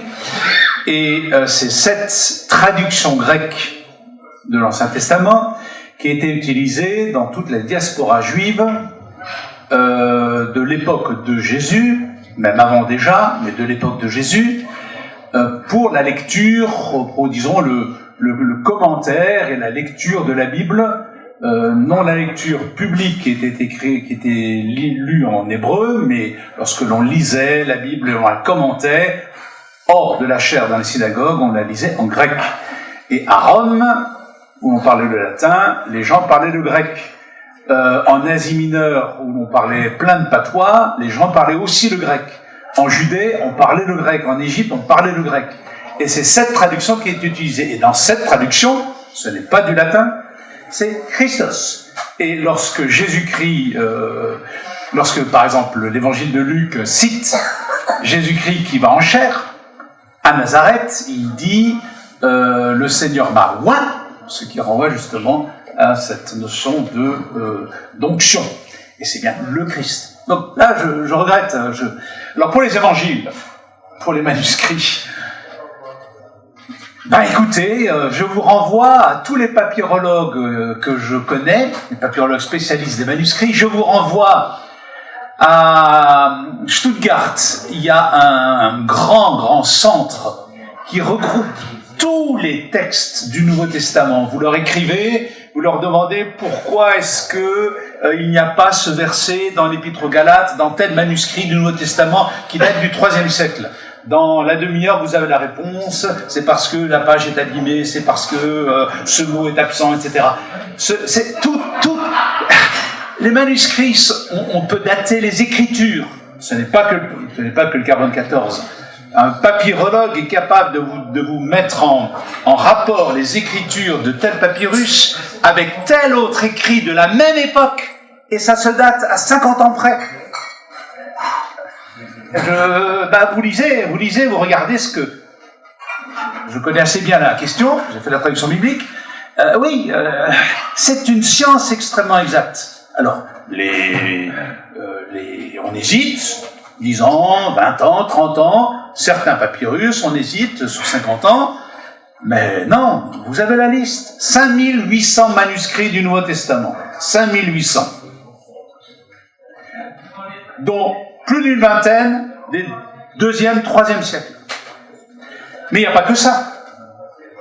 Alors, dans les faux que vous ne mentionnez pas Clément de Rome. Alors lui, pour l'instant, grâce à vos yeux. Clément de Rome, 90 après Jésus-Christ. Nous avons les textes de la lettre de Clément de Rome. Ignace d'Antioche, début du 2e siècle avant Jésus-Christ. Nous avons 7 lettres d'Ignace d'Antioche. Bien sûr, c'est tous des faux, certainement. Théorie du complot. Clément de Rome cite les évangiles. Clément de Rome cite Paul. En 90, l'apôtre Paul a écrit ses lettres entre, on va dire, 48 et 64 après Jésus-Christ. 30 ans plus tard. La Didaché qui date de 80-85 après Jésus-Christ. La Didaché, c'est un écrit qui circulait dans les milieux d'Antioche de Syrie. 80-85 après Jésus-Christ. Vous avez tout le Notre Père dans la Didaché, sur la version plutôt mathéenne que lucanienne, que Luc. Vous avez des citations des évangiles dans la Didaché.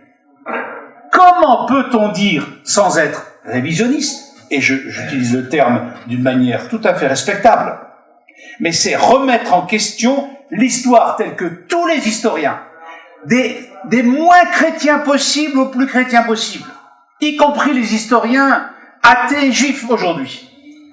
Et je vous assure, lisez ce que publient les historiens de l'université hébraïque de Jérusalem sur les Esséniens qui n'ont pas existé, selon M. Boistier, dans la manière dont tous les historiens aujourd'hui comprennent. Lisez les écrits de M. Schiffman, un juif, pur jus. Je l'ai vu se mettre en rogne et se fâcher contre des théories proposées par certains chrétiens. Mais bon, M. Schiffman, vraiment, mais qui soutient le contraire même de ce que M. Boistier soutient là sur les Esséniens, parce que de nouveau là, les Esséniens sont en grande partie une construction de l'Église, faite après coup. Non, c'est du révisionnisme. Du révisionnisme à partir d'une certaine théorie du complot, où tout ce qui ne vous plaît pas est faux. Ce sont des faux qui ont été... Et ça ne tient pas. Ça ne tient pas. Monsieur Boistier, à 1 minute, ou ça dépend, vous gérez avec le temps de question. Monsieur Buchholz est à 34 minutes de parole, il y a encore 11 minutes avec question, qu'on va commencer après.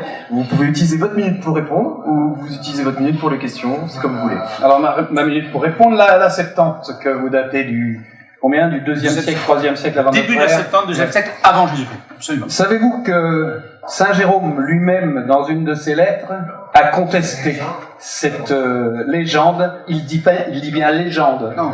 Ah bah si, dans une de ses lettres, si. Dans la discussion avec Saint-Augustin, non? Si. Par rapport à ce que vous disiez sur tous les chercheurs, etc., qui ne sont pas bien sûr, vous avez raison, hein, aucun ne dit ce que je dis, sauf que la recherche avance. Et on ne reste pas stagné sur un dogme. Voilà. Enfin, c'est ma minute là, ça y est? Ouais, c'est à peu près ça. Merci. Merci à tous les deux. Maintenant, c'est à vous de poser des questions. Vous avez entendu l'argumentaire. Vous voyez qu'ils en ont encore un petit peu sous la chaussure. Donc, je pense qu'ils peuvent encore répondre à un certain nombre de questions. Donc, à vous de poser vos questions. Avant de poser vos questions, il y a 2 règles assez simples. La première règle, c'est qu'il faut que votre question soit une question. Donc, j'imagine que vous avez des choses très intéressantes à dire sur le sujet qui nous occupe, mais vous n'êtes pas les orateurs, donc il faut que vos questions soient des questions. Et la deuxième règle, c'est qu'il faut que ce soit des questions courtes, pour que nos 2 intervenants aient le temps de vous répondre et qu'on mange ces délicieuses pizzas dont vous sentez l'odeur là maintenant, le parfum. Donc, est-ce que quelqu'un a une première question ? Donc on a question courte, hein, d'accord. C'est une question qui me taraude, comme on dit, depuis longtemps. Je suis né sous la confession catholique. Je me suis toujours demandé ce qui différenciait les catholiques des protestants. On m'a toujours bercé dans tout un tas de différences. Et il y a une chose que je voulais savoir. On nous différenciait parce qu'on disait que les protestants ne reconnaissaient pas la virginité de la Vierge, de Marie. Donc c'est pas le sujet de ce soir, mais peut-être en 30 secondes non décomptées, on peut peut-être dire la différence entre catholique et protestant. Non, juste par culture générale, et après on reviendra sur notre sujet. Les protestants ont toujours affirmé que Marie était vierge lors de la naissance de Jésus-Christ. Toujours. Conformément à ce qui est dans les évangiles. Ce que les protestants contestent, pour certains d'entre eux, c'est que Marie soit restée vierge après, elle a eu d'autres enfants. Luther disait qu'elle était restée vierge. Mais certains protestants, la plupart des protestants aujourd'hui contestent que Marie soit restée vierge, et surtout, ce qui choque les protestants, c'est que l'on prie la Vierge Marie. Car on ne peut prier que Dieu. Merci. C'est ça la différence. Alors on va revenir sur le sujet, sur le sujet qui nous occupe ce soir. Alors si quelqu'un a une question sur le sujet, Jésus a-t-il existé? Ça, là, nous sommes preneurs. Donc est-ce que quelqu'un a une question à ce propos? Oui.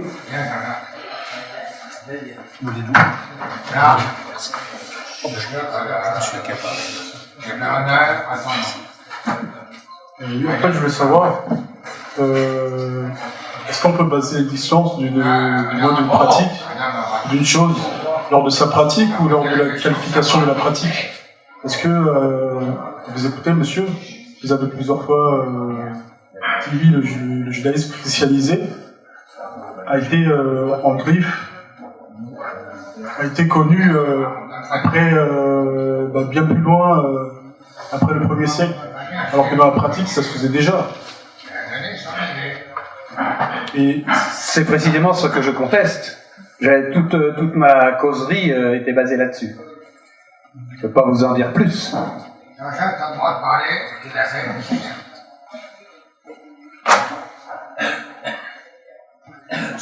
Bonsoir. D'une manière théorique, vous avez peut-être pu nous montrer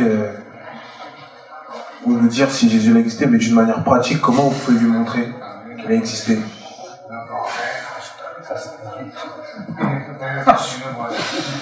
Bon,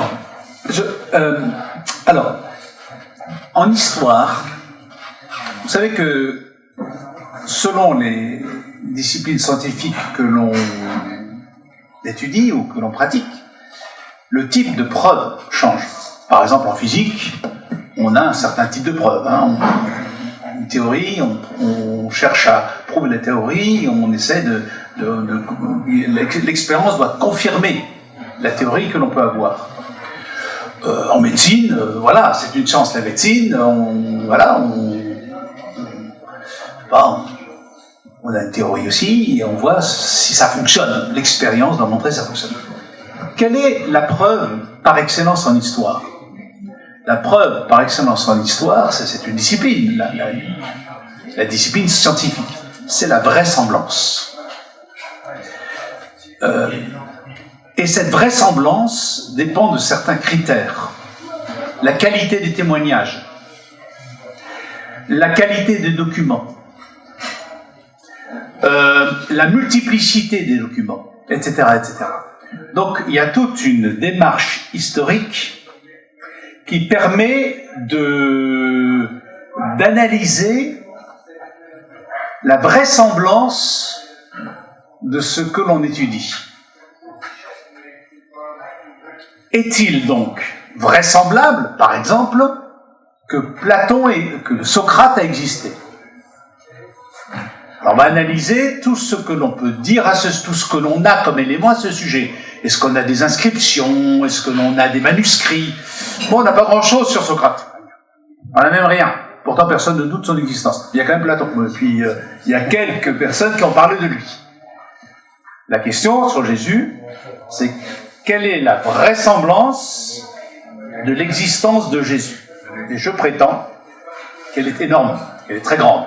En particulier, et là, monsieur parlait de l'expérience, c'est que Jésus-Christ, ça a donné naissance à tout un mouvement, mais très tôt. Très tôt, des gens se sont revendiqués de sa personne et ont témoigné de ce qu'ils ont connu vu de lui. Et ont même donné leur vie pour ça, dès le premier siècle. Et c'est un élément du dossier dont il faut tenir compte, en plus des témoignages, en plus de tout ce que l'on a sur Jésus-Christ, pour évaluer la vraisemblance de l'existence de Jésus. Monsieur Boissier dirait qu'on n'a pas grand-chose. Et justement, Monsieur Boissier va dire qu'on n'a pas grand-chose. Non, je ne dirais pas ça. Je dirais simplement que votre thèse est vraisemblable. Je pense que la mienne l'est aussi.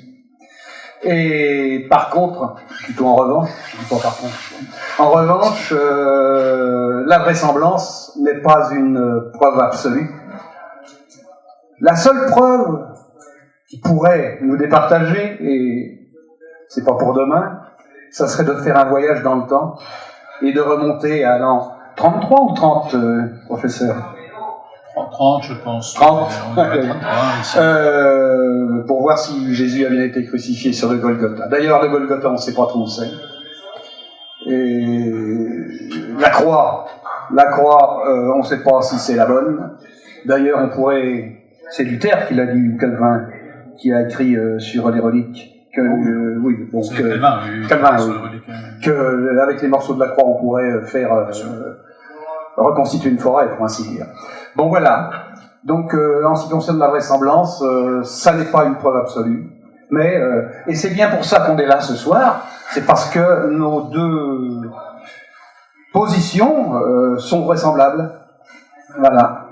En tout cas, c'est ce que je pense. Est-ce que je peux juste faire une remarque encore sur oui, tout à fait, sachant que il reste 8 minutes. Il vous reste 8 minutes. C'est que je pense que Monsieur Boissier, qui n'accepterait pas mes preuves de vraisemblance, mes arguments de vraisemblance pour l'existence de Jésus-Christ, accepte l'existence de bien des gens qu'il a mentionnés dans son propos, dont les témoignages de vraisemblance sont beaucoup moins fiables et moins nombreux. Même Flavius Joseph, on pourrait douter de son existence. Les stoïciens et tout ça, est-ce que ce sont des stoïciens? Voilà, on pourrait douter de bien des choses, et pourtant on ne le fait pas. Pourquoi? Bon, on a bien raison. C'est que la vraisemblance de l'existence de Flavius Joseph est grande. Et l'on accepte cette vraisemblance. Alors c'est Henri René Marou, dans un petit livre que je vous encourage à lire, de la connaissance historique, disait que plus on approche des questions chrétiennes et de Jésus-Christ, plus l'exigence critique est forte et devient parfois exacerbée. Et je pense que M. Boisquier fait preuve d'exigence critique exacerbée, à mes yeux. Une dernière seconde? Non, vous voulez encore dire un truc, monsieur Bossier? Oui, concernant la vraisemblance. Ouais. La vraisemblance, c'est Platon précisément qui a parlé de mythe vraisemblable. Et il a parlé de mythe, il disait que c'était la seule façon de reconstituer l'histoire, c'était de proposer des mythes vraisemblables. Mythe vraisemblable sur la cosmogonie, sa cosmogonie qu'on trouve dans le Timée. Mythe vraisemblable l'existence de l'Atlantide. Mais que des chercheurs cherchent encore de nos jours. Mythe vraisemblable de l'existence de Socrate, que pour ma part, pour laquelle oui, vous allez encore rigoler, mais je ne crois pas à l'existence de Socrate. Non. Voilà. Donc Platon, c'est Platon qui a développé cette idée de vraisemblance, d'un mythe vraisemblable. C'est Platon. Dans le Timée. Oui, donc j'ai une question. Donc, en fait, c'est selon vos thèses respectives. En fait, quel lien faites-vous entre le peuple chrétien et le peuple hébreu en termes en fait de naissance, de vie et d'expression, en fait dans leur longévité, sachant que tous deux reposent soit pour l'un Jésus comme pièce maîtresse et pour l'autre Yahvé, qui est difficile à, selon votre question, difficile à.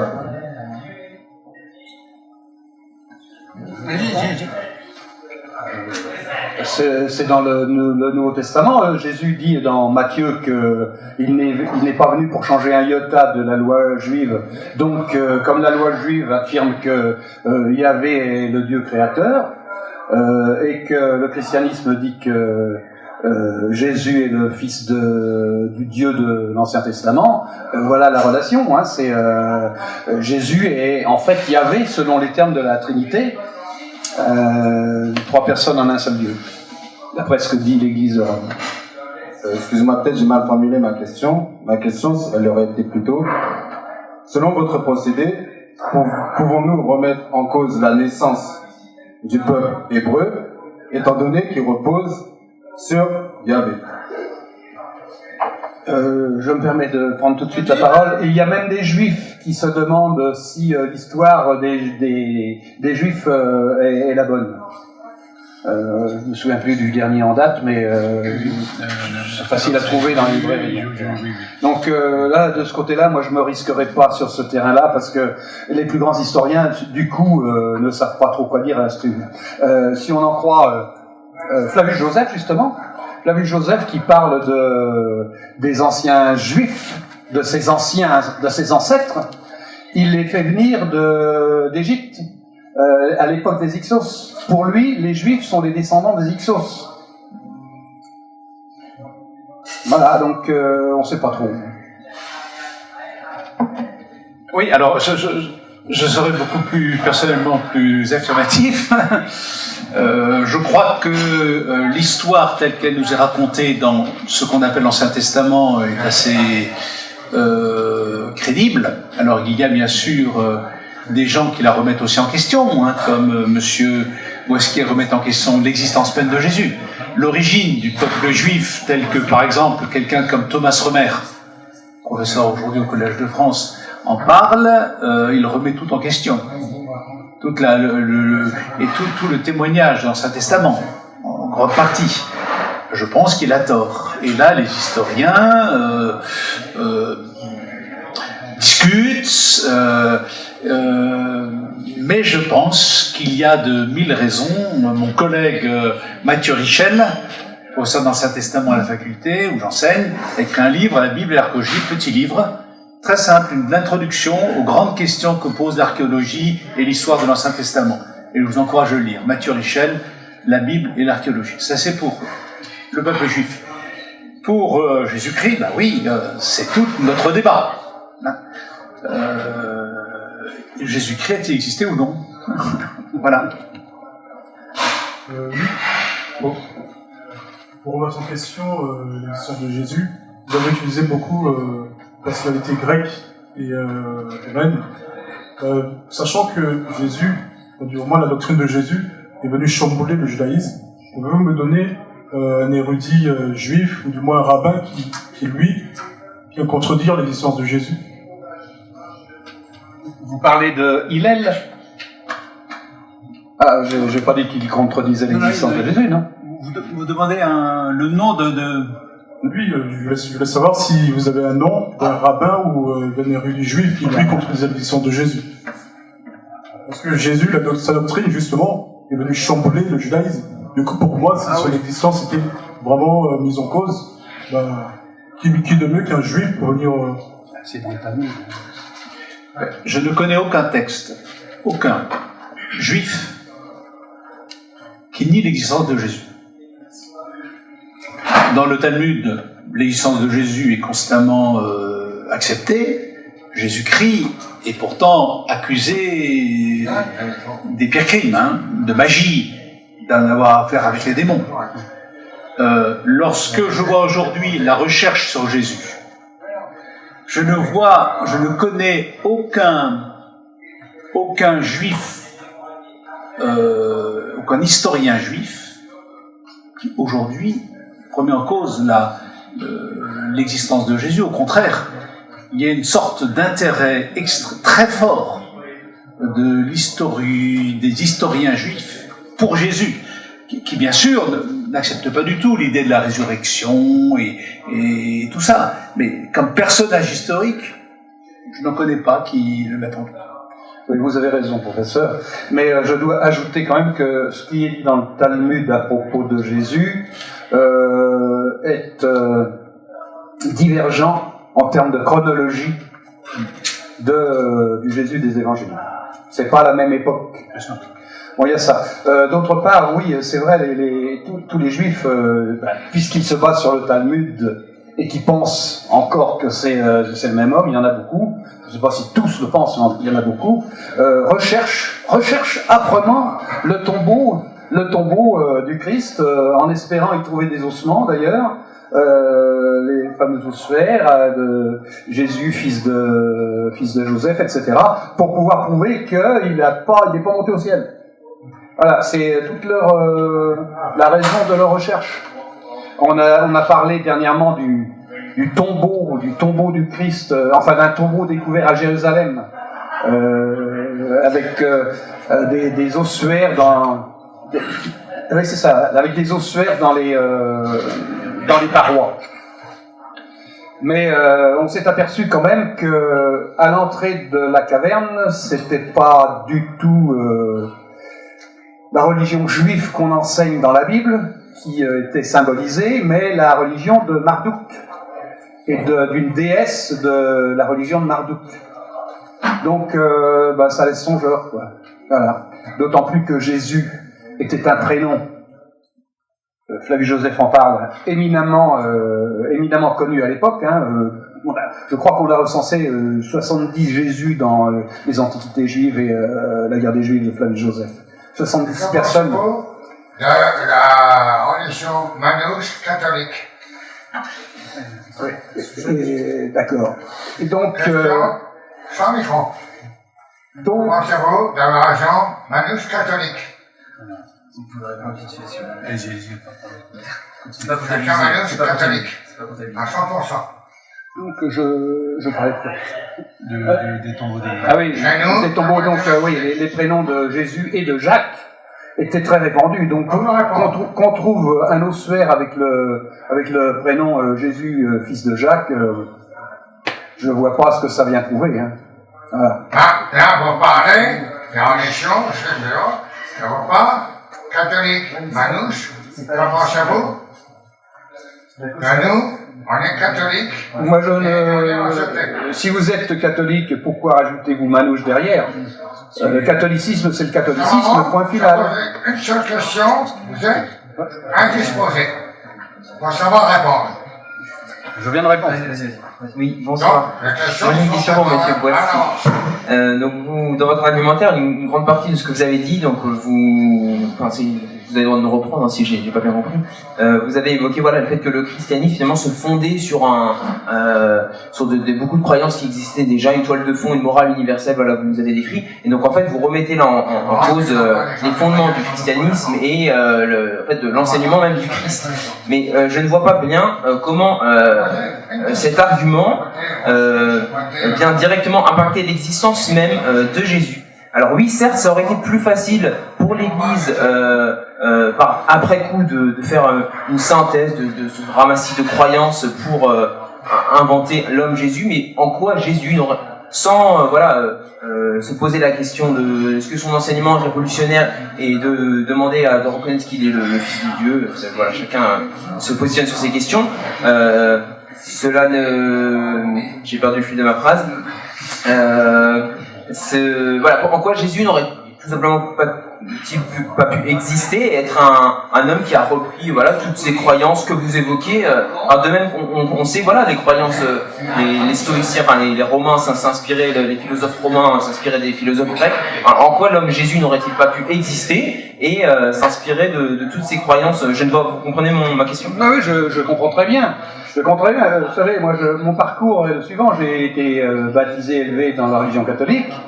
Et après, je me suis dit que Jésus, Fils de Dieu, ça m'étonnait. Donc, j'ai pensé, comme beaucoup de gens, que Jésus n'était qu'un homme, mais qu'il a existé. Voilà. Et puis, petit à petit, à force de chercher, j'en suis arrivé à penser. Mais encore, je le dis, ça n'est qu'un postulat, une hypothèse de travail. Je suis arrivé à penser qu'il n'existait pas et que tout a été construit autour de lui à partir d'éléments gréco-romains qu'on a habillés dans un décor juif. Voilà, c'est tout. Je ne peux rien vous dire de plus. Mais c'est possible. Mais l'enseignement d'une personne ne remet pas en cause son existence propre. Tout à fait, bien sûr. Bah, ça, c'est la oui, non, mais nous sommes d'accord.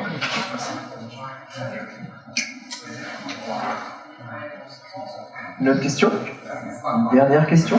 On va répondre au terme de notre soirée. Est-ce que quelqu'un a une dernière question?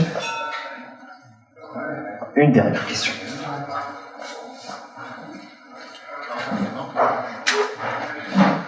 Alors la question elle se situe par rapport en fait aux origines, en fait avant même la naissance de Jésus, puisque en fait vous parlez des croyances romaines et grecques, et je voulais savoir le messianisme, en fait la théologie du Messie, elle est hébraïque, puisque ou pas, étant donné que le message principal en fait de Jésus ou du christianisme c'est le messianisme.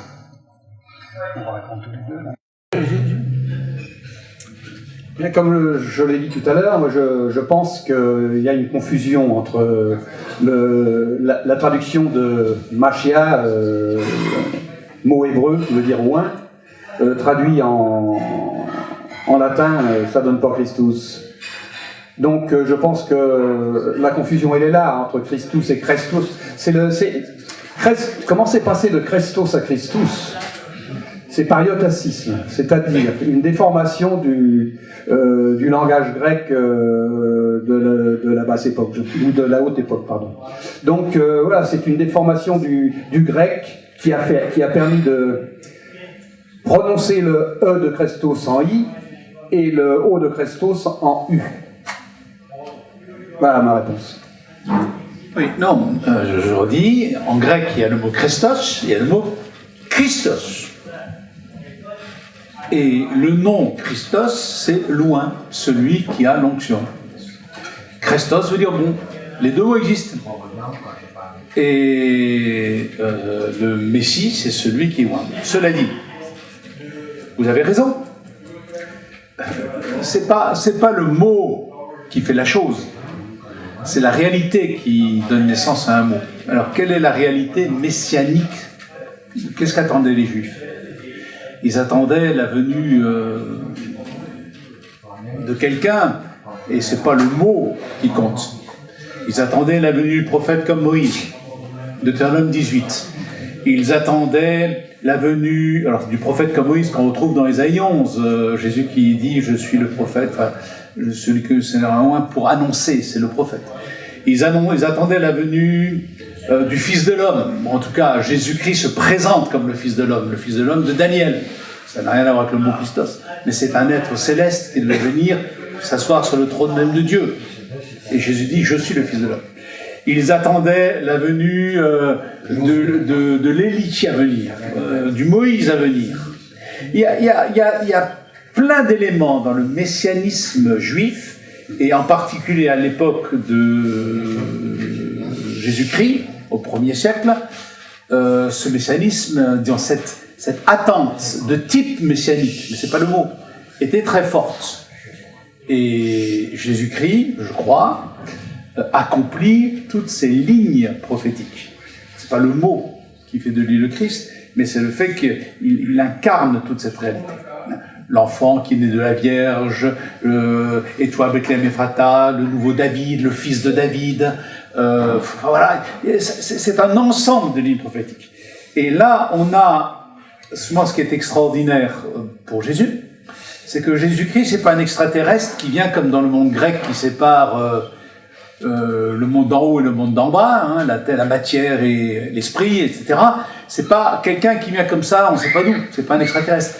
Dans l'histoire scripturaire, Jésus, c'est l'accomplissement de siècles d'histoire, C'est incarné dans l'histoire. C'est quelqu'un qui vient et qui correspond à des choses qu'on attendait. Et c'est pas une construction, à mes yeux, une construction a posteriori, d'une sorte de personnage mythique qu'on a commencé à prier ou à adorer. Non, il était là. Il est venu. Je peux compléter? Bien sûr. Comme je disais, donc il y a la confusion entre Christos et Christos. Et puis aussi, les Juifs attendaient, les Juifs de l'occupation romaine attendaient Josué. Un nouveau Josué, c'est-à-dire un conquérant. Vous savez, vous avez lu dans l'Ancien Testament, c'est le 6e livre, Josué, qui poursuit l'œuvre de Moïse et qui conquiert la terre promise par une guerre éclair, en quelque sorte. Donc, les Juifs de l'occupation romaine, c'est-à-dire du 1er siècle de notre ère, attendaient Josué. Et d'ailleurs, Flavius Joseph le décrit dans les fameux personnages qui faisaient traverser des groupes entiers, qui faisaient traverser le Jourdain pour reconstituer le scénario. Et Josué, c'est le même nom que Jésus. C'est Iésus en grec. Et Jésus, c'est Iésus en latin. Donc je pense que là encore, il y a une confusion, mais une confusion, et c'est là où Monsieur Buchol me reprend, une confusion qui a été voulue pour moi. Voilà. Je peux juste réagir juste à ça? Alors, M. Boissier a tout à fait raison de dire qu'à l'époque de Jésus, Joseph le souligne, qu'il y a même des gens qui voulaient faire traverser le Jourdain pour reproduire l'histoire de Josué, parce qu'on attendait la venue d'une sorte de nouveau Moïse, d'un nouveau libérateur, et ce que je trouve extraordinaire, alors de nouveau, vous allez dire, c'est une reconstruction, ça vient de beaucoup plus tard, c'est que le Jésus des évangiles, c'est ce qu'il fait. Mais il le fait totalement autrement. Jésus, c'est celui qui monte sur la montagne comme Moïse, qui donne la charte du royaume comme Moïse, sermon sur la montagne, et qui envoie ses 12 disciples, 12 apôtres, qui le représentent, les shaliachim en hébreu, qu'il envoie ces 12 apôtres pour le représenter et conquérir le peuple. Et c'est bien même il cite Nombre, le livre de l'Ancien Testament, Nombre 11, où il est dit « étaient comme des brebis errantes sans berger ». Et il dit « je suis le maître de la moisson, priez le maître d'envoyer des ouvriers dans sa moisson ». Il envoie les disciples conquérir le pays promis. Et dit « je ne suis pas venu apporter la paix mais l'épée ». Mais cette conquête est totalement différente d'une conquête politique. C'est une conquête des cœurs. C'est annoncer le royaume. Et les évangiles nous présentent bien Jésus comme celui qui lance cette conquête, et cette conquête ira jusqu'au bout du monde. Il envoie ses disciples dans les nations, et la conquête, c'est la conquête des cœurs, par l'annonce de l'évangile du royaume et de l'amour. Oui, il y a quelque chose de cela, mais ça s'est accompli d'une manière totalement différente, selon les évangiles. Question Internet. Ah oui, une question sur le chat. Comment expliquez-vous qu'un tel engouement pour le christianisme ait pu exister, alors que l'Empire romain l'a combattu dans les premiers siècles pour finir par l'accepter si Jésus n'a pas existé? Mais c'est là justement ce que je conteste, ce que j'ai dit tout à l'heure, c'est que Jésus est un personnage qui a été inventé au IVe siècle et qui a été placé arbitrairement au 1er siècle. Et entre les deux, pour combler le hiatus, on a inventé toutes sortes de choses, des persécutions, etc. Apportez-moi la preuve qu'il y a eu des persécutions de chrétiens dans les cirques romains. J'attends la preuve. Apportez-la moi. Voilà. Entre autres. Mais comme je le disais aussi, les Tertulliens qui disaient que en l'an 200 que le peuple chrétien était en passe d'envahir le monde, c'était loin, absolument faux, puisqu'au IVe siècle, à l'Empire romain, c'était Sol Invictus qui dominait, c'était les stoïciens, c'était les néoplatoniciens au 5e siècle qui dominaient. Donc c'était pas les chrétiens. Ou plutôt c'était les chrétiens, mais à la mode grecque. Ceux qui croyaient au Dieu bon du Timée. Comme, ne lâchez pas votre micro, Patrick Postier, vous avez encore un peu de retard, donc vous allez avoir le privilège de conclure. Ouais. Bon alors avec plaisir. Pas du tout dans la polémique. Moi je conclus en vous disant simplement merci de votre accueil, parce que franchement c'est pas tout le monde, c'est pas l'Église catholique qui aurait accueilli un athée libre-penseur mythiste pour discuter avec vous. Et franchement, je remercie Monsieur Buchol, professeur Buchol, de votre amabilité, de votre équité, je veux dire. Allez, voilà. Merci. Et merci à tous. Pour conclure la soirée en général, on peut l'applaudir.